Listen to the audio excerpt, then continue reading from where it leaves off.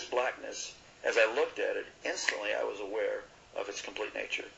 It was eternal, like I was experiencing eternity. It was without any matter. It was without any life. It was void, and it was forever non-negotiable, cut off from the source of all life. And the more that I looked at it, the faster it would sweep. And the more that occurred, the more intense the feeling. Light is affected by many factors, including the gravity of supergalaxies, and can even be reversed and swallowed by the massive gravitational sucking power of a black hole, never to be seen again. The incredible mass of objects described as black holes have a gravity so strong that it sucks in all surrounding substances, including gases, stars, galaxies, and the light from a million stars. If light and time were synonymous, or even remotely related, this would mean that time flows backwards when in the grip of a black hole. Black holes come in all sizes, with supermassive black holes having such incredible gravitational pull that they can suck in and devour other stars and even galaxies. However, black holes are not destructive per se, but appear to play a truly central role in the formation and maintenance of galaxies. In the center of many galaxies lurks a black hole, including in the center of our own Milky Way. Black holes may be essential for galaxy formation, locking billions of stars together, which dance and swirl together round and round a black hole, which locks them in its grip.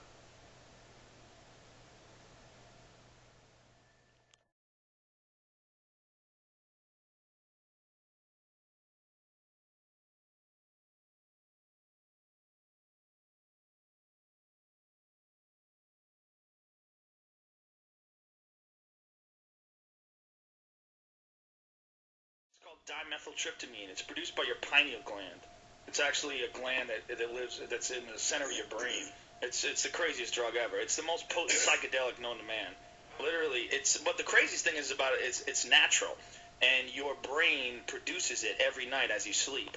You know, when you sleep during the time you're in heavy REM sleep and right before human death, your brain pumps out heavy doses of dimethyltryptamine. Nobody knows what sleep is all about.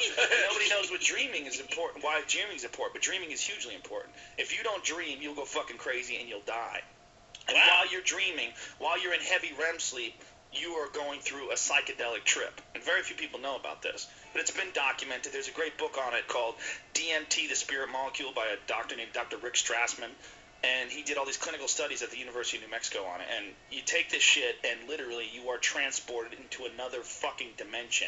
I don't mean like you feel like you're in another dimension. I mean like you're in another dimension. You're With in another furniture. dimension where there's no furniture, bro. There's fucking complex geometric patterns moving in synchronous order through the air all around you in three-dimensional space. And it's like they're arteries, except there's not blood pumping through them. There's fucking lights, pulsating lights with no boundaries, and you couldn't really understand it. And there's an alien communicating with me. There's a dude who looks like sort of like a Thai Buddha, except he's made entirely of energy, and there's no like outline to him. He's just one thing, and he's concentrating on it, and he's trying to tell me not to give in to astonishment.